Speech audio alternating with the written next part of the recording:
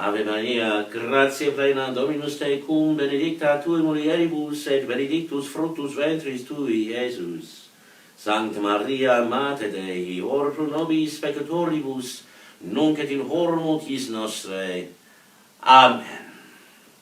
In nomine Patris et Filii et Spiritus Sancti. Amen. Carissimi beloved in Christ, I hope this is working. I hope you can see me. I hope you were able to find the Mass. Please, I'm not 100% trusting of the system that I used last night to set this up, so if you're able, please share it to the other usual Old Roman pages, the Brighton Oratory, the Old Roman Group, etc., just in case, just to make sure nobody misses it. In part today because, and I hope this is working, I'm not available after Mass until later this afternoon to be able to download and upload to YouTube. So if you can share it, I'd be very grateful. St. John of the Cross, born in 1542 at Fontiveros near Avila. A very sad upbringing. His father was originally of the merchant class, but married, as they used to say, beneath himself, and was estranged from his family for that, forcing him and his wife to work as weavers. Sadly, St. John's father died when he was only 3 years old, leaving himself and at least 2 brothers to be looked after by his mother. They moved place, and St. John ended up in a school for orphans, a school that taught the very basics of reading and writing and Christian doctrine to 160 or so orphan and impoverished children, providing food and, well, mean food and lodging, we might say. He then went to join originally the Augustinian order. I think I have that right. Just check. That's right. Oh no, sorry. He as an altar boy served at an Augustinian convent nearby, but he went to a Jesuit school from 1559 to 1563. The Society of Jesus had only recently been founded by another Spanish gentleman, one of course St. Ignatius of Loyola. In 1563 he entered the Carmelite order, adopting the name John of St. Matthias. And in the following year, in 1564, he made his first profession as a Carmelite and travelled to the great university at Salamanca, where he studied theology and philosophy. In 1567, he was ordained for the Carthaginian order. The Carthaginian order were noted for their simplicity and austerity of religious life, and for their contemplation, and this particularly is what St. John felt himself drawn toward, whereas in the Carmelite tradition the nuns were mostly contemplative and the friars would go out preaching around the monastery. However, his journey from Salamanca to Medina del Campo in probably September 1567 became a pivotal moment in his life, for in Medina he met the influential Carmelite nun Teresa of Avila, in religion known as Teresa of Jesus. She was staying in Medina to found the second of her new reformed convents. She immediately talked to him about her Reformation projects for the order, She was seeking to restore the purity of the Carmelite order by reverting to the observance of its primitive rule of 1209, which had been relaxed by Pope Eugene IV in 1432. Under the primitive rule, much of the day and night will be dedicated and to be divided between the recitation of the Liturgy of the Hours, the study and devotional reading, and the celebration of Mass and periods of contemplation in solitude. There was to be total abstinence from meat and a lengthy period of fasting from the Feast of the Exaltation of the Cross through to Easter. This, in fact, was and still is known as the monastic fast.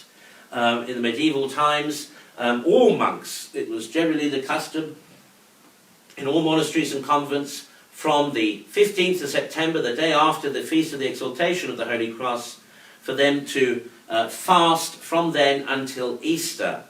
Some of that, of course, was joined in by the laity, who would join in from the 11th of November, keeping a St. Martin's Mass fast, which more or less then, in those days, began Advent, but of course they would break their fasting for feasting at Christmas.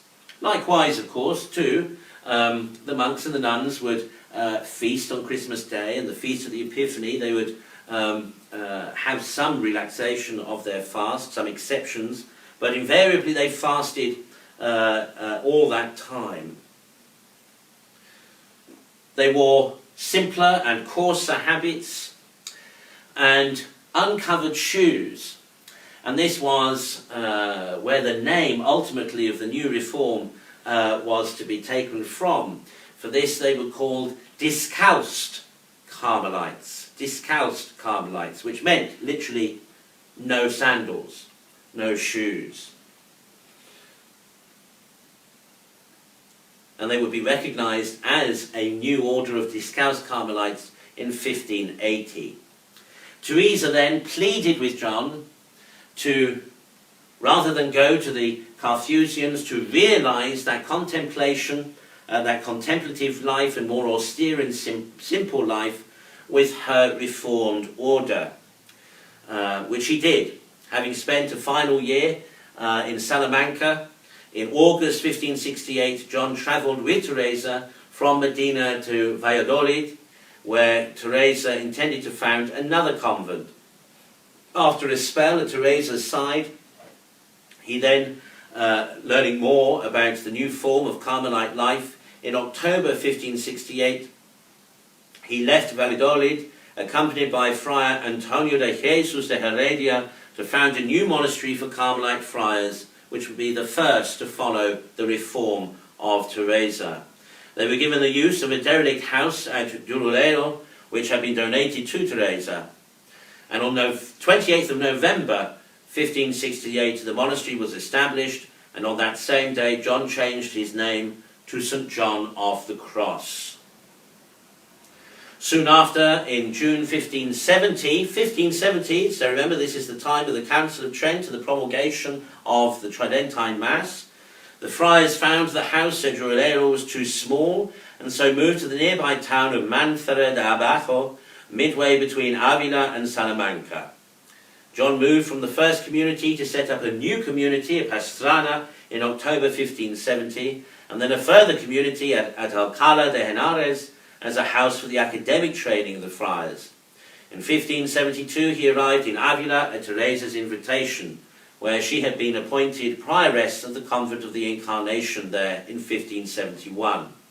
John became the spiritual director and confessor of Teresa and the other 130 nuns there, as well as for a wide range of lay people in the city. In 1574, John accompanied Teresa for the foundation of a new religious community in Segovia, returning to Avila after staying there a week. Aside from the one trip, John seems to have remained in Avila between 1572 and 1577. At some time between 1574 and 1577, while praying in a loft overlooking the sanctuary in the Monastery of the Incarnation in Avila, John had a vision of the crucified Christ, which led him to create his drawing of Christ from above in 1641. This drawing was placed in a small monstrance and kept in Avila. This same drawing inspired the artist Salvador Dali's 1951 work, Christ of St. John of the Cross, which you probably are familiar with. However, the years 1575 to 77 saw a great increase in tensions among the Spanish Carmelite friars over the reforms of Teresa and John. Since 1566, the reforms have been overseen by canonical visitors from the Dominican order, with one appointed to Castile and a second to Andalusia. The visitors had substantial powers. They could move members of religious communities from one house to another or from one province to the next. They could assist religious superiors in the discharge of their office and could delegate superiors between the Dominican or Carmelite orders. In Castile, the visitor was Pedro Fernandez, who prudently balanced the interests of the Discalced Carmelites with those of the nuns of the friars who did not desire reform. In Andalusia to the south, the visitor was Francisco Vargas, and tensions rose due to his clear preference for the Discalced friars. Vargas asked them to make foundations in various cities in contradiction to the express orders from the Carmelite Prior General to curb expansion in Andalusia. As a result, a general chapter of the Carmelite order was convened at Piacenza in Italy in May 1576, out of concern that events in Spain were getting out of hand. It concluded by ordering the total suppression of the Discalced houses. But that measure was not immediately enforced. King Philip II of Spain was supportive of Teresa's reforms, and so was not immediately willing to grant the necessary permission to enforce the ordinance. The Discalced friars also found support from the papal nuncio to Spain, who still had ultimate power to visit and reform them. When asked by the Discalced friars to intervene, Nuncio Ormaneto replaced Vargas as visitor of the Carmelites in Andalusia with Jerónimo Garcián, a priest from the University of Alcalá, who was in fact a Discalced Carmelite friar himself. The nuncio's protection helped John avoid problems for a time. In 1576, John was detained in Medina by traditional Carmelite friars, but through the nuncio's intervention he was soon released. When Ormaneto died on the 18th of June 1577, John was left without protection, and the friars opposing his reforms regained the upper hand. And here a very awful thing occurred. On the night of 2nd December 1577, a group of Carmelites opposed to the reform broke into John's dwelling in Avila and took him prisoner.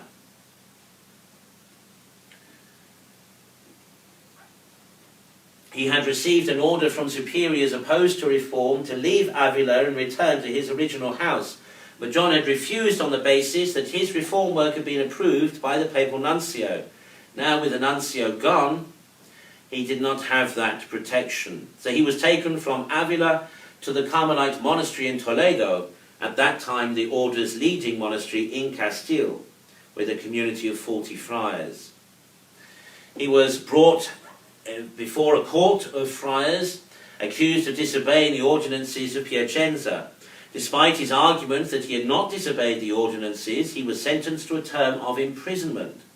He was jailed in a monastery where he was kept under a brutal regime that included weekly public lashings before the community and severe isolation in a tiny, stifling cell measuring barely 10 feet by 6 feet. Except when rarely permitted an oil lamp, he had to stand on a bench to read his breviary by the light through the hole into the adjoining room. He had no change of clothing and a penitential diet of water, bread, and scraps of salt fish. But during his imprisonment, he composed a great part of his most famous poem, the Spiritual Canticle, as well as a few shorter poems. The paper was passed to him by the friar who guarded his cell. He managed to escape 8 months later, on the 15th of August 1578, through a small window in a room adjoining his cell. where he had managed to prise open the hinges of the cell door earlier that day. He made it to the Reformed convent in Toledo, and there was first attended to by Teresa's nuns, who found him emaciated and in a very poor condition and state indeed. He then spent 6 weeks at the hospital of Santa Cruz. However, he continued with his reforms. In October 1578, he joined a meeting at Almodóvar del Campo of Reformed supporters, and there, in part, as a result of the opposition faced from other Carmelites, they decided to request from the Pope their formal separation from the rest of the Carmelite order. John was appointed superior of El Calvario, an isolated monastery of around 30 friars in the mountains about 6 miles away from Beas in Andalusia. During that time, he befriended the nun Ana de Jesus, superior of the Discalced nuns at Beas, and through his visits to the town every Saturday. He composed the first version of his commentary on his poem, The Spiritual Canticle, possibly at the request of the nuns. In 1579, he moved to Baeza, a town of around 50,000 people, to serve as rector of a new college, the Colegio de San Basilio, for Discalced friars in Andalusia. It opened on the 13th of June, and he remained in post until 1582, spending much of his time as spiritual director to the friars and townspeople. On the 22nd of June 1580, Pope Gregory XIII signed a decree entitled Pia Considerazione, which authorized the separation of the old and the newly reformed Discalced Carmelites. The Dominican friar Juan Velázquez de las Cuevas was appointed to oversee the decision, and in the first general chapter of the Discalced Carmelites in Alcalá de Henares in March 1581, John of the Cross was elected one of the definitors of the community and wrote a constitution for them. By the time of the provincial chapter at Alcalá in 1581, there were 22 houses, some 300 friars and 200 nuns amongst the Discalced Carmelites. In November 1581, John was sent by Teresa to help Ana de Jesus to found a convent in Granada. Arriving in January 1582, they set up a convent while John stayed in the monastery of Los Martyrs near the Alhambra, becoming its prior in March. While there, he learned of Teresa's death in October of that year. John, in 1585, travelled to Malaga, where he established another convent for Discalced nuns, and in May of that year, General Chapter, John was elected Vicar Provincial of Andalusia, a post which required him to travel frequently, making annual visitations to the houses of friars and nuns in Andalusia. During this time, he founded another 7 new monasteries in the region, and is estimated to have travelled some 25,000 kilometres. In June 1588, he was elected 3rd Councillor to the Vicar General for the Discalced Carmelites, and to fulfil this role he had to return to Segovia in Castile, where he also took on the role of prior of the monastery. After a disagreement in 1590-1 with some of Doria's remodelling of the leadership of the Discalced Carmelite order, John was removed from his post in Segovia and sent by the General Superior Doria in June to an isolated monastery in Andalusia called La Peñuela. There he fell ill and travelled to the monastery at Ubeda for treatment. His condition worsened, however, and he died there of erysipelas on the 14th of December 1591. The morning after John's death, huge numbers of people arrived at Ubeda, entered the monastery to view his body. In the crush, many were able to take home bits of his habit. He was initially buried at Ubeda, but at the request of the monastery in Segovia, his body was secretly moved there in 1593. However, this caused some upset at Ubeda, and a petition was made to the Pope to remove the body back to its original resting place. which initially the Pope did in 1596, ordering the return of the body. But the superiors of the Discalced Carmelites eventually negotiated a compromise so that one leg and one arm would go to Segovia, for Ubeda had already kept one leg in 1593. The other arm had been removed in Madrid.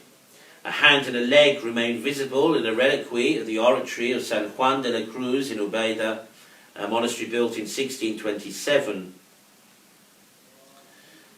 The head and torso were retained by the monastery at Segovia, and they were venerated there until 1647, when the remains were buried. In the 1930s they were disinterred and are now sited in a side chapel in a marble case above a special altar. Very soon proceedings were begun to beatify John, so that he was eventually beatified in 1675 by Pope Clement X and canonized by Pope Benedict XIII in 1726, and his feast day was added to the general calendar.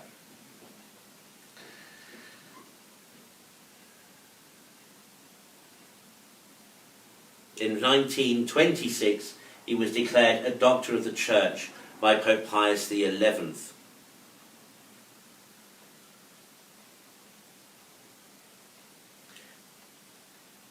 His famous works, writings, include, of course, the Spiritual Canticle and the Dark Night of the Soul.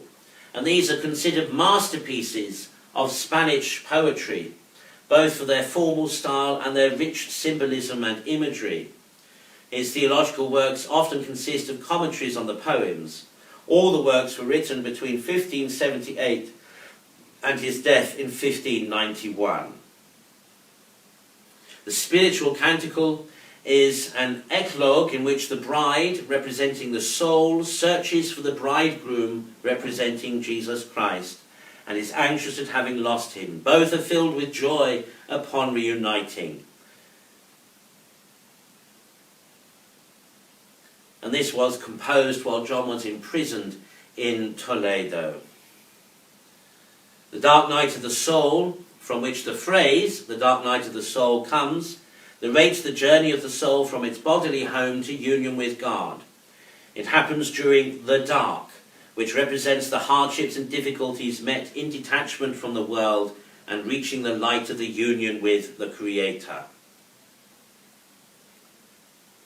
The Ascent of Mount Carmel, also by John of the Cross, is a more systematic study of the ascetical endeavour of a soul seeking perfect union with God and the mystical events encountered along the way.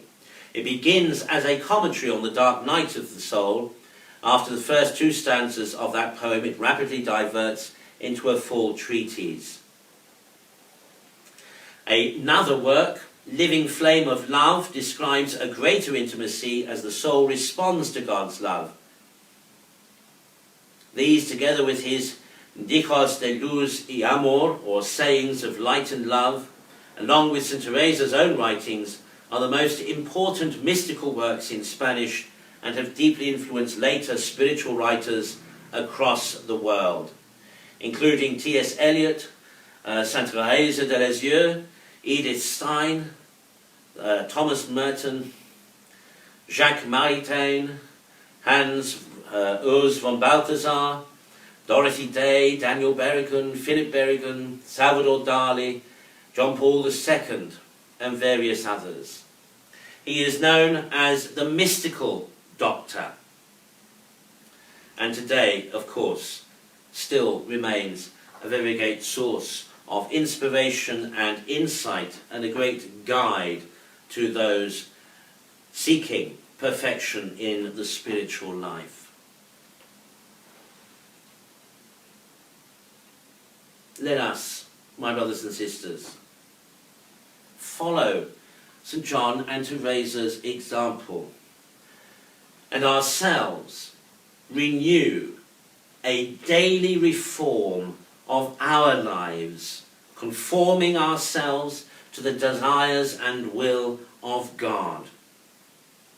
Let us strive to more closely follow Jesus, particularly in the spirit of the evangelical counsels of poverty, chastity, and obedience.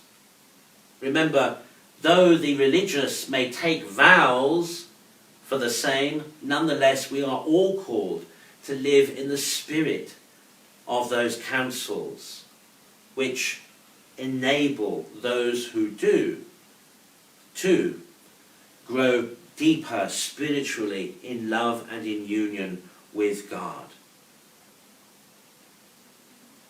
Every day, my brothers and sisters, let us renew our promises to Jesus to follow him, to follow his way, to follow his truth, that we may attain to the life with him, who is God, Father, Son, and Holy Spirit. Amen.